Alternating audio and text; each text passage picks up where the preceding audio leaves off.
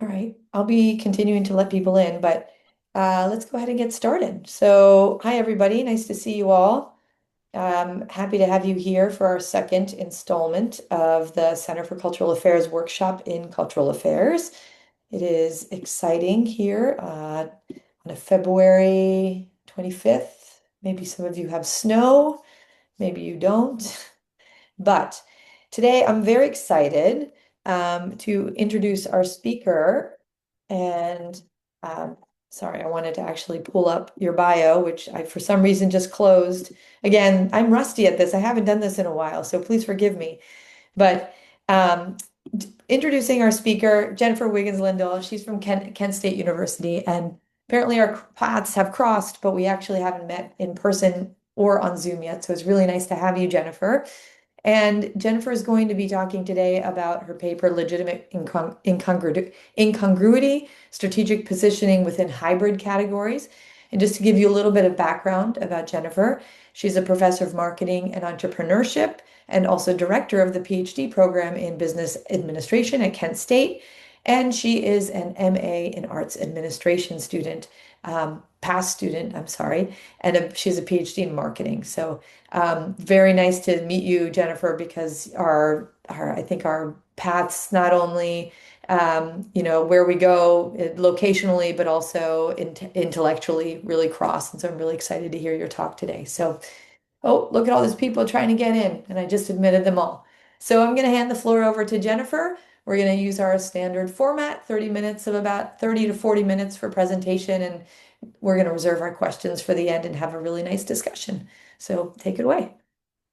Great. Well, thank you very much. It's nice to meet you all. And thank you again for the invitation. I really appreciate it. The opportunity to share this research with all of you and also to get to meet all of you and talk a little bit about strategic positioning and how it impacts arts organizations. So I'm going to go ahead and share some slides so you don't need to just keep looking at me. Let's see. Okay.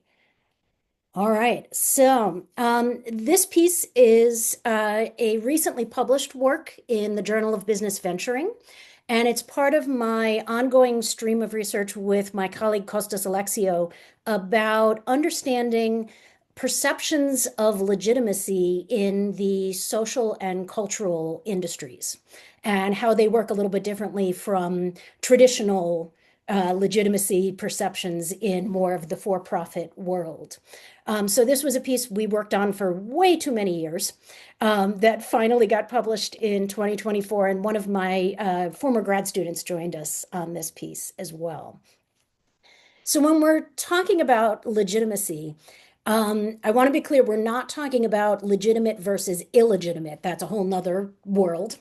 And we're not talking about the legitimacy of art in this case. What we're looking at is the perceived legitimacy of arts organizations, which is kind of the degree to which people perceive that an organization is doing what it's supposed to do. It's providing value, it makes sense to me, and therefore it's worthy of my support. So if you think about arts organizations and how they establish legitimacy, just by way of an example, whoops, there we go. So I'm in Cleveland right now, and down the street from me is this beautiful building called Severance Hall that has been there for a very long time. It stands proudly on a corner in the center of the arts district. And inside, it's even more beautiful. And you can see when you walk into it that you have a traditional orchestra set up wearing traditional black and set up the way you expect it to. And if you look at their website for this season, they're playing Mozart and Verdi and Mendelssohn, and they have very renowned guests coming in to conduct and to act as soloists. This is an organization with a lot of legitimacy. It looks like what we expect an arts organization to look like. It acts the way we expect them to look. And so we look at this as a well-established, legitimate organization. On the other hand, down the street from me the other way, in the basement of the local library, there is a tiny little black box theater where they do a season of new plays that tends to feature playwrights of color and diverse casts, and they even do special events like drag queen story time. So when we think about that in comparison to the Cleveland Orchestra at Severance Hall, in the larger industry, it seems as though this would have lower legitimacy as an arts organization. But to an audience of contemporary theater goers, this is exactly what a contemporary theater should be doing. And if they were in Severance Hall, it wouldn't make sense. That this is what a contemporary theater feels like and looks like to that audience. So legitimacy perceptions are very much audience specific. It's about the expectations that that particular audience has for how an organization should behave. And this, of course, comes out of institutional theory. And the basic idea here is that the more you conform to the institutional logics of whatever category you're in, the more congruent you are with people's expectations for that category, and the more legitimate you are perceived to be. And that's important because when you're perceived to be more legitimate, you're perceived to be more worthy of support, and people give you more money and more time and more resources and things like that. So the logical extension of this has been that if you are an organization that combines institutional logics from more than one category, that means you're going to be inherently incongruent with category expectations, which is going to make you less legitimate and therefore make it harder for you to access resources. So this was very interesting to us from the very beginning because a lot of the kinds of organizations we're looking at, cultural industries, social ventures, tend to live on those boundaries and span different categories. In fact, there's significant research that talks about arts organizations as being hybrids because they combine artistic logics and commercial logics in ways that sometimes conflict with each other. Now, from my perspective and from the perspective that we take in this paper, while this is true, I don't disagree with this. As time passes and more and more and more organizations combine the same two logics together, you start to get the development of a new category. And so, foundational to our argument is this idea that you can institutionalize a hybrid category that can, in and of itself, become legitimate. So, arts organizations, as we've just seen, can absolutely be viewed as legitimate, even as they are hybrids of artistic and commercial logics, because that's what we expect an arts organization to be. However, there are still organizations in the cultural and creative industries that are, in some ways, combining or spanning categories. And what was interesting to us is the times when spanning those categories put them in both a category that was viewed as more legitimate and a category that was viewed as less legitimate. So, for example, oh, I still can't get that to work. There we go. Some of you might be familiar with John Green, who is a very well-known and well-established young adult author. And many of his books have been New York Times bestsellers. A number of them have been turned into Hollywood movies. He is a pretty well-established, legitimate novelist in this field. If you know John Green, you may know, not personally, but know of him, you may know that he's also been a YouTuber for 19 years. And while he is kind of an OG YouTuber and probably viewed as very legitimate within that community, YouTube does not have the same type of legitimacy that novel writing does. It's still seen a little bit as commercial. There's maybe some question as to whether it could be considered an art form. Are these filmmakers? Are they influencers? Are they something in between? We don't really know what a content creator is yet. And so this side of his career has comparatively less legitimacy than the novel writing side of his career. You can also see this in organizations. So, for example, I've had an opportunity to spend some time talking with Ariel Fristow out of Hand Theater in Atlanta, which is a contemporary theater that specifically seeks to drive social change and social impact through theater. So they view themselves as a social change organization as much, if not more, than they are a theater producer. And you can see that they have some signals of legitimacy here on the theater side. The New York Times Best Theater of 2020 named Best Theater in America by Arts Journal, but also on the social justice side, the ACLU, Asian Americans Advancing Justice. So they're spanning these two categories that, depending on the perspective you're coming from, may or may not have the same level of legitimacy. So this is what we were really interested in, is when organizations are in this category spanning space, we know that legitimacy perceptions vary across audiences, and we know that they vary across contexts. Could we use the context to try to increase the legitimacy of the less legitimate category that we're belonging to? So how this is usually talked about in the literature, and this is old school optimal distinctiveness theory, is that if you belong to a single category, if you position yourself strategically right in the middle of the category, you get a lot of legitimacy, but no real distinctiveness. There's nothing about you that is special. And so that tends to lead to lower performance unless you happen to be the category leader. So this is not true of Coca-Cola, but if you were trying to imitate Coke and be right exactly in that spot, you're not going to succeed.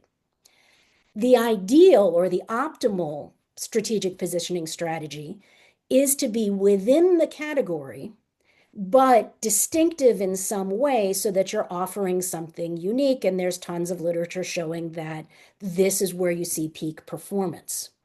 And the assumption is that if you go too far in the distinctiveness side and you're outside of the category, you're going to see it not be able to perform, not have that legitimacy associated with the category.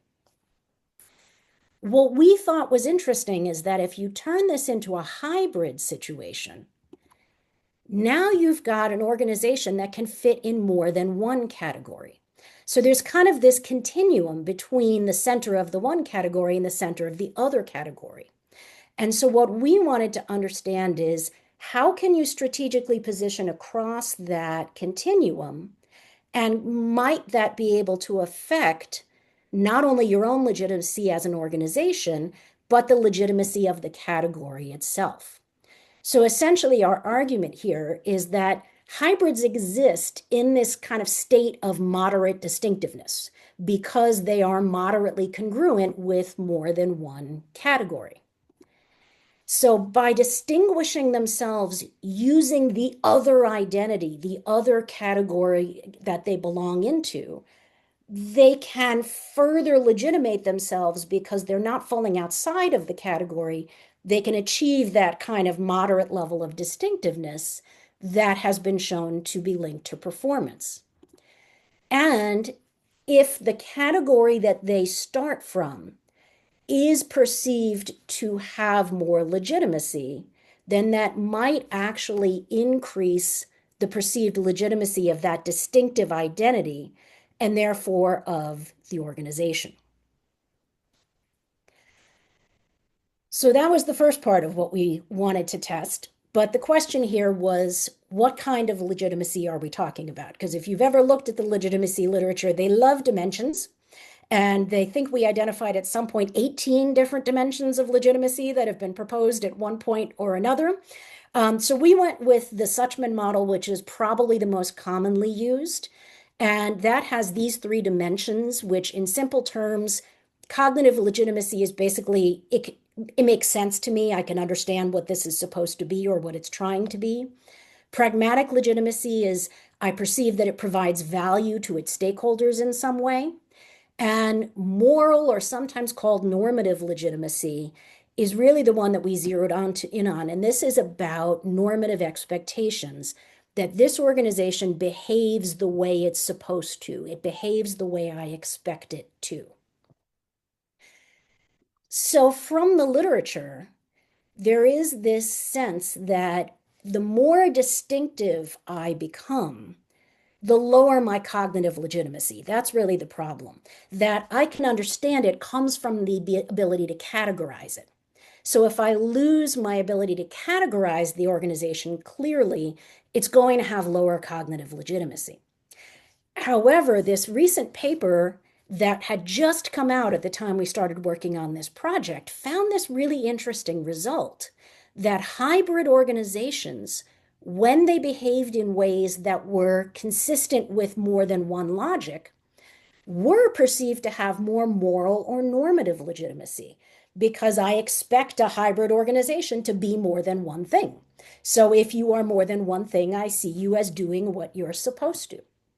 So what we wondered is, could that increase in moral legitimacy actually have then an indirect effect on cognitive legitimacy, where I find it now easier to categorize and make sense of this organization because I can understand what it's trying to do as a hybrid. So this is what we wanted to test. And we tested this across a series of experiments that all had the same basic design.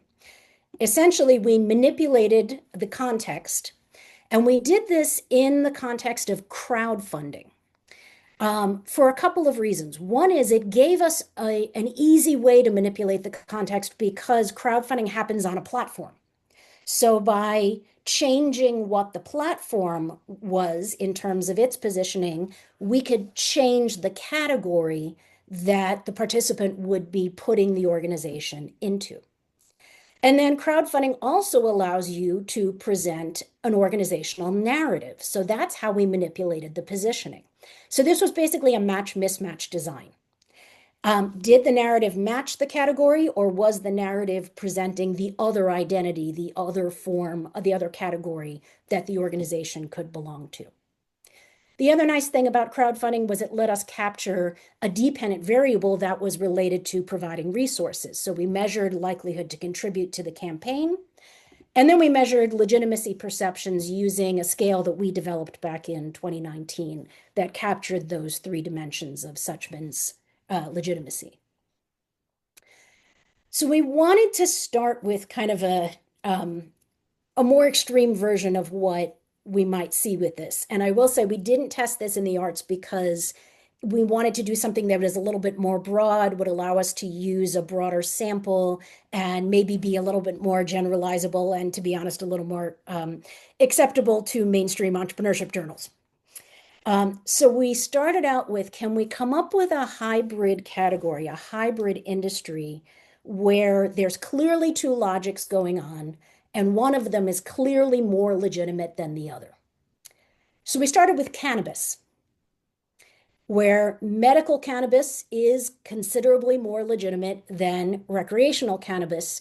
And at the time, these were both starting to be legal in the United States, and it was something that people were aware of. So it was also kind of a nascent industry that was working to legitimate itself. So it didn't have that kind of established legitimacy.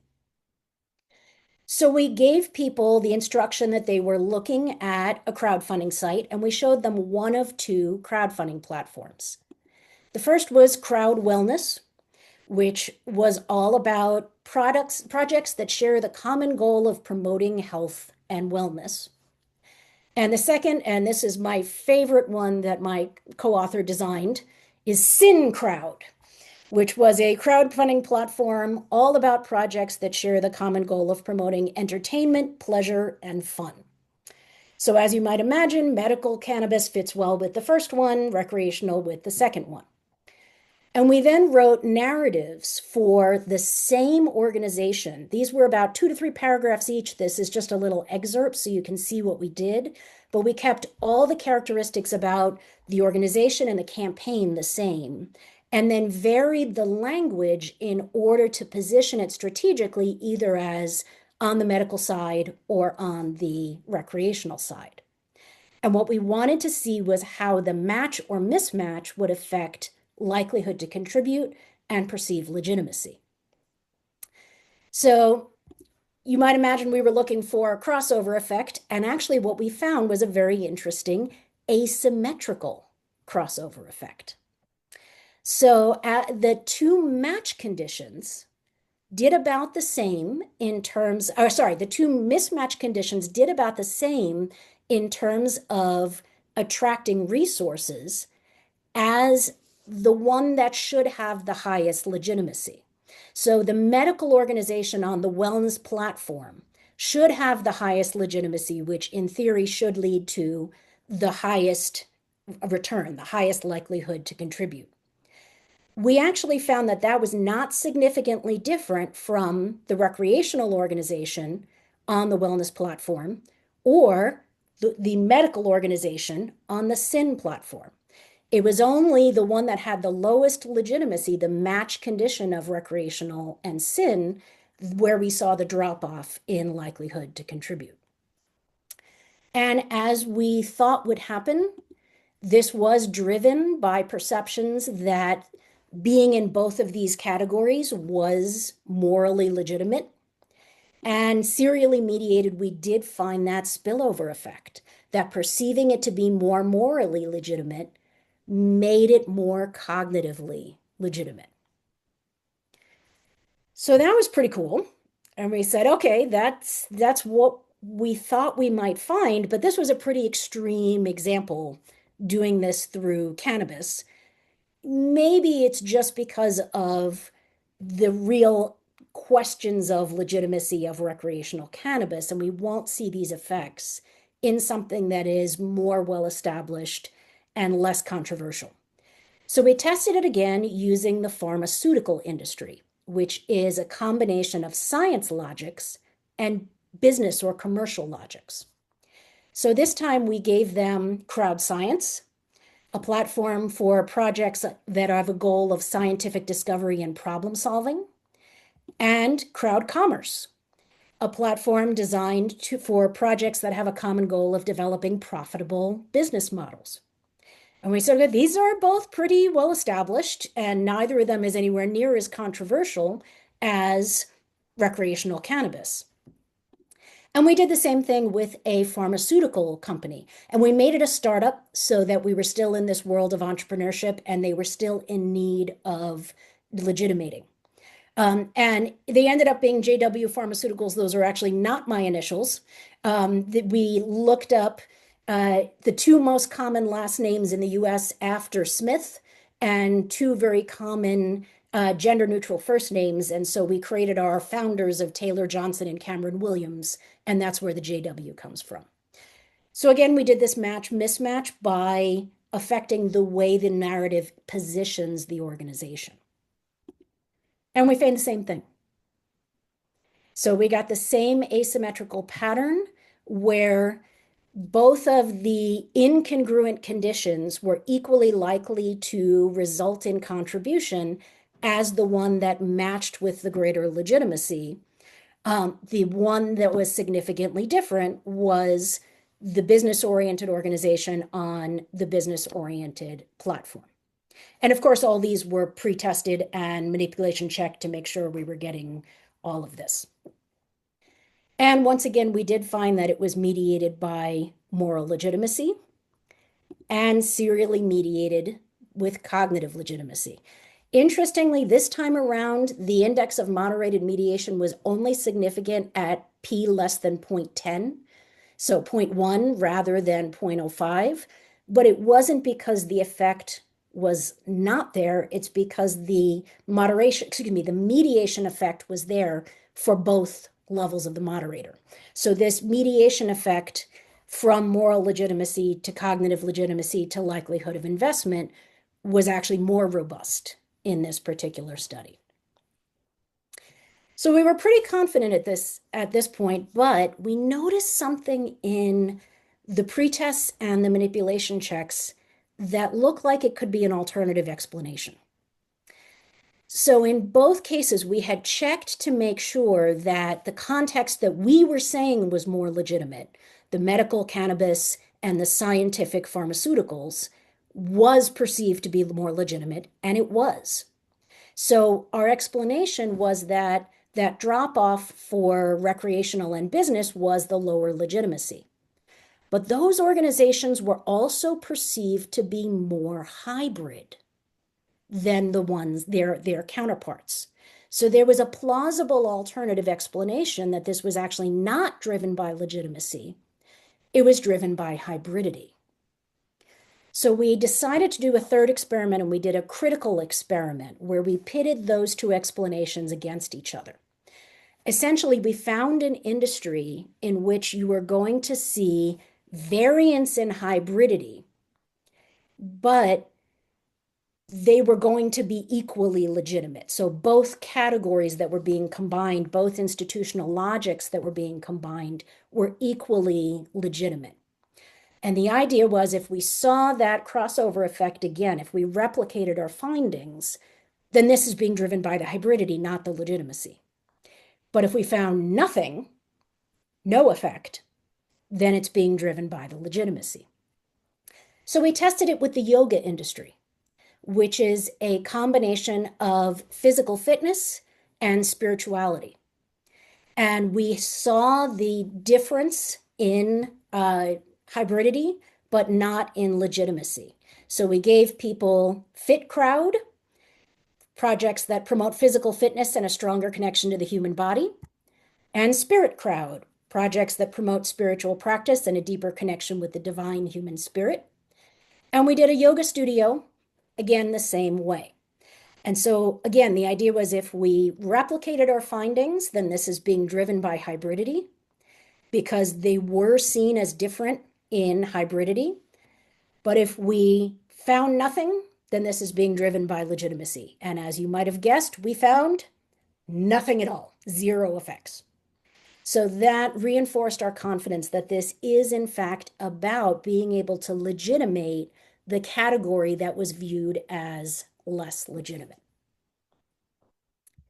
So, what does all this mean? Well, I think there's two takeaways from this. The first is that the assumption in this literature has been that hybridity comes at a legitimacy discount. That if you don't fit neatly into one category or another, you're plenty distinct, but you lose legitimacy just by the nature of being hybrid. And in contrast, what we found was essentially a legitimate distinctiveness premium. That if you can strategically position yourself by categorizing yourself in one of the categories you fit into, and then distinguishing yourself with the other identity, you're going to see a premium effect in terms of legitimacy perceptions that will then translate to a greater ability to attract resources. And the other takeaway that we took from this is in all of our major models of legitimacy processing, there's always some question about which comes first, the more passive assessment or the more active assessment. But there is this kind of general assumption based on categorization theory that when I encounter a new organization, the first thing I do is try to categorize it. And if I can categorize it, then I perceive it to be cognitively legitimate. And that then has a positive impact on my more active judgments of its pragmatic and moral legitimacy. And we don't disagree with that for organizations that can easily fit into a category. But what we found is that for organizations that don't easily fit in one category, like YouTube, for example, or social change theater, being perceived as morally or normatively legitimate, as doing what you are supposed to do, can actually help you create a new hybrid category and serve to cognitively legitimate that as an acceptable thing and an understandable thing for an organization to be. So that's what I have, and I look forward to your questions. Thank you, Jennifer. Okay, please, everyone, just like usual, if you do have questions, you can put them in the chat, or you can just feel free to raise your hand and I'll call on you. And hopefully we can have a nice discussion for the next 30 minutes. So, you definitely extended on this right at the end. So, this idea of the application to arts organizations and the whole thing, the whole time when you're thinking, you're discussing hybridity, I keep on thinking about the arts organization that is toggling between the decision to um, produce more well-known art versus lesser known, more experimental. I'm wondering if you've thought about how the findings could apply to that, I think, constant tension that we see in the arts world. And then as well, if you've tested that amongst arts organizations. So we have not empirically tested this with arts organizations yet. Um, and I think, but definitely I've thought about that, and that's something that has been in the back of my mind for a very long time as somebody who works in arts marketing, this trade-off idea. And I think that it's really interesting to think about it from a legitimacy perspective because it's very much in the eye of the beholder. So I think about, for example, I gave you two examples out of Cleveland. There's a third one that some of you may be familiar with that is the Cleveland Playhouse, which is our slightly more legitimate repertory theater company that performs downtown. Mm, And there's an interesting dynamic in terms of not competition, but strategic positioning between the little black box theater I was talking about and the Cleveland Playhouse. Cleveland Playhouse is a larger organization. They have a bigger space, they perform more centrally, and they need to have a bigger budget as a result. And they do try to produce some contemporary theater. They have a proscenium stage, but they also have a three-quarter round and even a little black box themselves. And they try to balance that a bit. But one of the things that they are known for, not necessarily in a positive way, depending on who you ask, is that every Christmas they do a Christmas story. mhm. It's set in Cleveland, it's known, it's associated, and they're going to do it every year. And if you walk into the theater lobby at that point, the people who are there to see A Christmas Story do not come to see anything else that Cleveland Playhouse ever does. And the people who come to see the rest of their shows do not come to see A Christmas Story. And so I think they have a little bit of a tricky thing to balance in terms of how do they communicate that to their audience. Mm, And they are actually at the risk of delegitimating themselves as a theater company because they are pandering to the Christmas crowd. And I think that that is something that you kind of have to look at from an audience perspective. And sometimes you almost sort of have to make an excuse for it and say, listen, guys, if we didn't do this, we couldn't afford to give you what you want to see because mhm. we wouldn't have the budget. And please excuse us for doing this. So I think it is a tricky thing, and I think it's very audience specific. But one of the things we do know about narratives and rhetoric and such is that if you can provide a plausible explanation for something you're doing that is violating in either direction the expectations of your audience, they will follow you. Mhm. So the flip side of that would be the more standard, excuse me, standard repertory theater that does a new works festival. And by creating that separate subcategory of the New Works Festival, I've created a plausible explanation for now we're doing some weird stuff. Mhm. And that also gives audience members then the opportunity to self-select in terms of their segmentation. Am I going to be the one who goes to the mainstream, who goes to the Christmas, or who goes to the New Works Festival? So I think it's another form of hybridity there that can be incorporated in strategic positioning. Yeah, I'm glad you mentioned that because the experimental setup that you have makes I mean, maybe explicit assumption, but maybe not explicit that these are two separate organizations, right? So we're now talking about this hybridity within one organization and whether or not that becomes more complicated when it comes to legitimacy. I mean, your messaging has to change based on what you're doing, but that affects your overall messaging. Yes. And I think that was interesting. When we first designed the studies, we talked about doing kind of a mixed condition where the narrative had language from both. Yeah. And we opted not to because really there's a lot of literature on presenting hybrid identity already. And what we were more interested in is the relationship between the context and the narrative.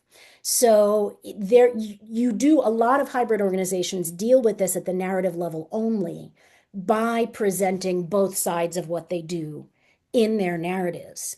But what we were really finding and what we were interested in was how do you shape the narrative to the context? Mm, And so I think it would be, about who is where, what am I going to be categorized as from the context that I'm in, right? mhm. So going back to the Christmas story example, if I'm talking about my theater company in the context of here's all the holiday things you can take your kids to over the holidays, I don't have to establish myself so much in that world. I might actually want to distinguish by saying, and also I do these other interesting things. So it's really about understanding how does the narrative fit with the context. And again, of course, with the audience, because if that holiday list is only going to be read by the people who will only ever go to the holiday shows, then the consistent strategy is the one that's going to work better. Yeah, I find it's useful to sort of think about this model from a consumer standpoint as opposed to from a producer standpoint, because really what you're doing is you're thinking about how different markets are responding to these different messages of legitimacy up, effectively. That helps me a little bit just to sort of, Oh, I guess, like, yeah, switch it around a little bit. absolutely. And I mean, at the end of the day, I'm a consumer psychologist who's pretending to be an entrepreneurship researcher. And I think that's what was so interesting to me about this is that so much of the research that's done on investors and on strategic positioning and legitimacy and all of this looks from the perspective of the organization and also looks at legitimacy coming from other institutions like media or awards that are given or NEA grants or things like that. Mhm. And at the end of the day, what we were really interested in is okay, but what do audiences think? Right. And how do audiences process this level of hybridity when you're trying to be more than one thing? That is what I'm interested in, so I like to hear that. So I'm going to ask, Matilda had a question about how else might arts organizations leverage these findings to attract new funders and audiences. Oh, okay. So, um, what's interesting is but my fundraising side immediately wants to say, why are we talking about those separately? Our audiences are often our funders. But I do think it is a different conversation when you're looking at kind of broader funders. Um, One of the things that I think we know from the fundraising literature is that legitimacy is probably going to have a stronger impact on the larger major gift funders, things like your granting organizations, your foundations, that kind of thing. They're going to be looking for more of those cues of legitimacy. And so I think categorization is going to be more important there and how you get them to see you, what identity you choose to use to categorize under is probably going to have a bigger impact on them. When you're looking at something like an audience member or an individual donor, and that's where the overlap, of course, is that. So we did this in a crowdfunding context. These were consumer investors. Audience donors are very similar to that, and they tend to think differently from big foundations and such. They may honestly be looking at a question of which organizations do I want to subscribe to? Which organizations do I want to support? And there, I think the distinctiveness and the sensitivity to what that audience is looking for becomes more important. They can, and again, so there's sort of a two-stage decision. How do I categorize myself, and then how do I distinguish myself? And so I think about, do I categorize myself as an experimental theater who also does a little mainstream stuff to attract money? Do I categorize myself as a more mainstream theater who also does a new works festival? That's going to appeal to different audiences and different funders. who are interested in a different experience. And even something as simple, I am a member of and regular attendee at the Little Black Box Theater. I am all about the experimental theater. And honestly, if they did something too mainstream, even for their Christmas show, their audience is going to drop off. They're going to lose their legitimacy because that's what creates their legitimacy. So Mm. I think it's an awareness of how the story you're telling interacts not only with the audience you're talking to, but the context in which they're seeing it and how you have presented yourself in terms of your identity. What is the dominant or the primary identity that you are presenting? And knowing that that is going to influence how they categorize you and how they make sense of you. And then their judgment of your narratives will be heavily influenced by that. Can you also talk about I mean, so there's also perhaps an implicit assumption that the organizations are those that are controlling the messaging. So can you also talk about the Mm. model in terms of when there's an external force perhaps trying to legitimize. So, for example, I keep on thinking about the woke board member at Netflix in the news right now, or there have been a lot of examples I'm sure we can point to where either bad actors or other companies try to delegitimize another organization by, I think, potentially confusing the message. That is a really good point. And yeah, there's one of the challenges of legitimacy is that you don't get to control your own narrative. In fact, the literature on this often points to things like media coverage as being a source of both legitimacy and delegitimating. We're still not talking about illegitimacy, but lower levels of legitimacy. And I think I don't know how much we want to get into the politics of some of these kinds of things that are happening, but um, when you are, that is going to be a context that's probably going to highlight and latch onto whatever is perceived as the less legitimate component of your identity. Hmm. So if I were to actively try to delegitimate an organization, take out of hand theater, for example, I would jump on the social justice part of what they do. Hmm. And really, because that's the part that currently would be seen as more controversial. And I think that where the hybridity gives you an opportunity is that you don't have to only fight, and I'm using that word carefully because I'm not suggesting you don't fight it directly, but you don't have to only fight by arguing that social justice is worthwhile and should be viewed as more legitimate. You can also point to the legitimating factors from your other identity, like, hey, listen, you may not agree with our social justice goals, but we were named Best Theater in America. So the quality of what we're producing is undeniable, whether or not you agree with the goals we have underneath that. So I think using that more legitimate identity to help buffer against the delegitimating forces can be complementary to a more direct response to the delegitimating efforts. I think you should also be a PR consultant. Maybe that's your next job. No, I mean it's really. By the way, if anybody else has questions, please put them in the chat and or raise your hand. I don't always like to monopolize the conversation, but I'm happy to do it if you want me to. But I mean, to me, it's very fascinating to hear about how this can be really how the messaging of an organization and how the narrative of an organization can be like structural, so structural in fact that you can break it apart into pieces and then understand what pieces you need to move aside or put back together in order for the organization to work best. I mean, this is why we have people from all across disciplines come to this workshop because I mean, maybe it's a selfish thing, but I'm always fascinated by how every single discipline thinks so differently. And to see the way that you've organized these experiments and the way that you've organized the theoretical approach to these experiments is actually, and how, and I can make the practical application. I just think it's really fascinating to just see in practice.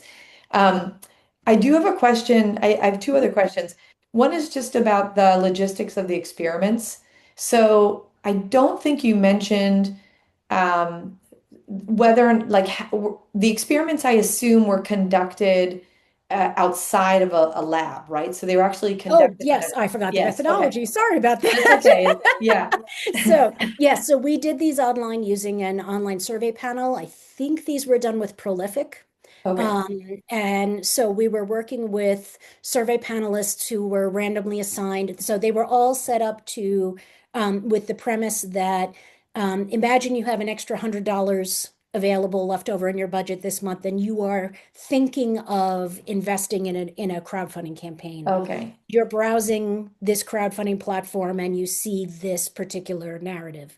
And they were all shown the crowdfunding platform. We actually did some checks to make sure that they actually read it and bounce them back if they didn't.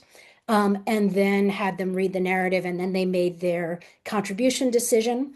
Um, Interestingly, we did capture both willingness to contribute, yes or no, and also amount contributed. And that was part of why we gave them the $100, both to kind of level the playing field, everybody the same amount of money to start from, and to remove any kind of budget constraints, but also to try to get at that amount donated. This did not affect amount donated at all. Hmm. So it didn't have any impact on how much you wanted to support the organization, only on the decision to support or not. Okay. That makes, I was thinking, I don't think she went rogue and did this as a field experiment, but I just wanted No, no, to, no, no. I You know, wanted to that's confirm. I do field experiments in the arts industry, but Oh, doing given that a lot of the work I do involves getting people to give money, whether that's crowdfunding or donations or whatever, as a general principle, if there's any chance that it's going to reduce the amount of money the organization will earn, I do it in the lab.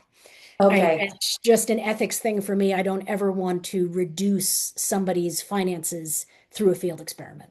Yeah. I mean, if field experiments have all of their own issues too, right? And I would love to Right. talk to you about that at some point too. But anyway, good to know. I Michael I can tell, Rushton, I know, yeah, Michael, I just wanted to add to that, though. We did at an earlier stage in this project do some content analysis of actual crowdfunding campaigns, not in the arts, but in social enterprises. So yeah. kind of B Corps trying to be social and commercial at the same time.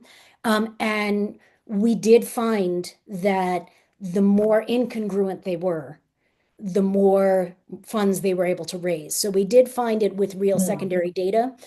It was ultimately in the review process, they cut that study from the paper, but we did find some evidence from real data that it does have that impact on the amount of contributions you can raise.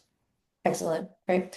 Michael Rushton, former or professor emeritus of the arts administration, also taught arts marketing, I think, at some point in your career. Yeah, yeah, thank you, Joanna.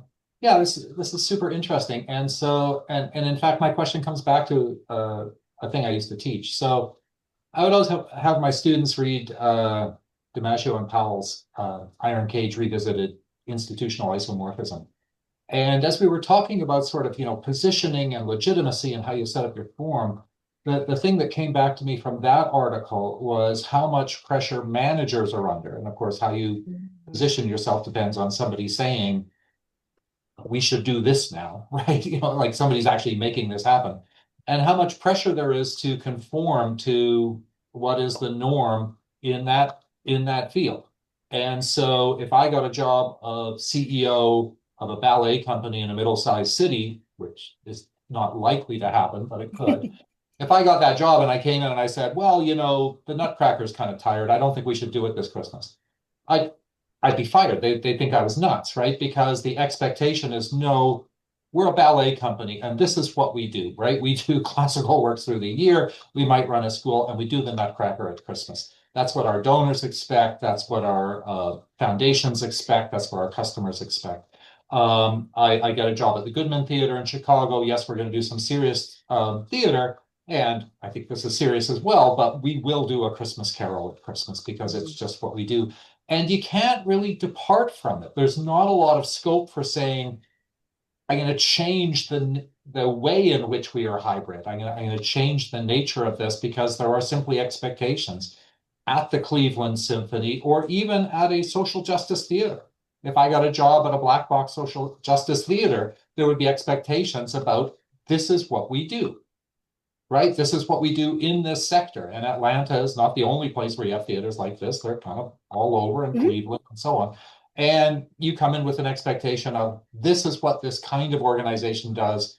And you're taking a huge risk as a manager in saying, no, no, no, I think we should try to reposition ourselves in terms of legitimacy. So did this come up in your research? This is really long-winded, I know, but did it come up in No, terms of it's actually I really think that's hard to shift what you're doing? Yeah. I agree completely. And interestingly, it didn't come up in this research, but it's come up in some work that I'm doing currently. And one of the things you mentioned there is that pressure often comes from things like your major donors, your foundations, the larger support that you have. And so I think where it becomes really interesting is when that kind of isomorphism expectation that comes from being institutionalized conflicts with what the audience wants. So I think, if you are expected to do the Nutcracker and the audience wants to come see the Nutcracker and they would be devastated if you lost the Nutcracker, then there really isn't a question. It's okay, we're going to keep doing the Nutcracker because everything is moving in one direction. But I'm actually doing some work right now. This is very timely. I just started this project looking at situations in which there is conflict between what kind of the small group that not small group, the small donors, the audience members, the people who are just buying tickets want to see, and what the big donors or the foundations are expecting because of the kind of institution that you are. And so I think that's where it becomes very interesting. And we are looking at a couple of cases where organizations have gone in opposite directions, where they have said, listen, we have to do what the donors want or we lose the money, and then we can't hold anything at the risk of losing their audience. Or where they've said, all right, we're going to take the risk and hope that we have enough small donors in our audience to make up the difference, because we're going to go ahead and reposition and take that chance. But I think it's a risky decision. It is a risky decision. And I think hopefully, in this particular piece, it was more about new organizations establishing themselves. Mm. And so I think that's where you have a lot more flexibility when you are trying to build legitimacy as a new venture. But yeah, when you are established in a particular way, especially with so many arts markets being driven by co-opetition. So, the Cleveland Playhouse can do what they do because Obama does what they do and vice versa, because they're not trying to do the same thing. And they're not foolish enough to put all their performances on the same weekend because, of course, they have overlap in audience. And so, they are able to position themselves against each other competitively by taking opposite sides of that particular question. So I think this probably is easier. Not probably. This is definitely easier as an initial positioning than as a repositioning. It's exactly the question I had, so thanks for addressing that. I keep on going back to what are the potential interactions that you could discover, right? So emerging versus established. The other one that comes up is individual entrepreneur versus firm. So I Mhm. keep on thinking about legitimizing from the perspective of an independent artist. And I don't know, maybe you have some thoughts on the application toward an individual artist, or, I know that now we do sort of self-branding exercises. How does this work? I think that's really interesting because I think as an individual artist in the current environment, you've got two different forces that are pulling you there. I think in general, if we look at this just from a strategic positioning, kind of a theoretical standpoint, an individual artist probably has more degrees of freedom than an organization because there's so much more variance in what an individual artist can be. as opposed to what a ballet company can be. So I think there's going to be less isomorphic pressure on an individual artist than an organization in general. However, in the current environment, mainly the current technological environment, that is becoming less true. So if you think about, we've been talking a lot about theater, but if we shift to music, for example, as an independent musician, I used to be able to say, listen, this is my sound, and you can't put me in a particular category. That's good. I defy genres. And that's one of the things that appeals to my listeners, my fans. But if I defy genres, then how does Spotify know when to recommend me? If Right. I can't be categorized, I might run into trouble in our algorithm driven world right now. And so I need to be at least legitimate enough, at least isomorphic enough that the algorithms understand what to do with me and who are the listeners who they should recommend me to, or I'm just not going to get access to anybody because that is what is driving what you see, how you discover new music now. Yeah. It just, all of these questions come up because, of course, there's lots of papers and lots of discussion about how individual artists are their own individual firms. I mean, same thing with professors, right? Sort of we do our own legitimizing. So maybe I have the last, unless somebody has another question, um, I think I have the last most important question of the day, which is it legitimating or legitimizing? That is an excellent question, and I think the answer is both. Okay.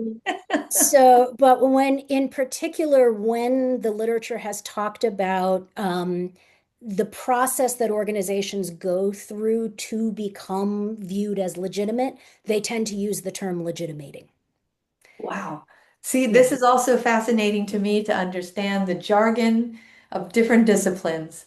But I think I was saying legitimizing, and you kept on saying legitimating, and I'm like, I think she's right, but I don't know why. I, I bet there's a technical definition somewhere I can pull up with a citation that's arguing about the difference between the two because there's so much nuance in this stuff. And of course, it doesn't help that strategic positioning is talked about by management scholars, by marketing scholars, by entrepreneurship scholars, by to some degree sociologists who are the ones who started this whole thing. And so we all have our own names for things. Yes. The fact that all of this is framed the way I presented it in categorization rather than in isomorphism is because at the end of the day, I'm a psychologist and that's how I think about things. So, Yeah. but I think, as with so many things that are hybrid, we're all saying the same thing. Yeah. Made me think about the word problematizing, which I also Yes. always never know how to respond to. Well, thank you so much, Jennifer. It was really lovely hearing your presentation and having you. I'm just going to give a little Thank you clap. so much. I really appreciated it. Great questions and great conversation. You guys gave me a lot to think about. So Yeah, thank you excellent. again for the invitation. I really appreciate it. It was a pleasure, and we hope to see you again at some point. And thank you all for attending. Our next speaker in 2 weeks is Gwen Rugg and Jessica Feldman from NORC at the University of Chicago and the Mellon Foundation. And they're going to be speaking about the survey, the National Survey of Artists that they just released the findings from, I think just about a month ago. So do come back and join us again. All right. Thanks, everybody. Have a very Thanks, nice Jennifer. afternoon. See everyone in 2 weeks. Bye-bye. Thanks.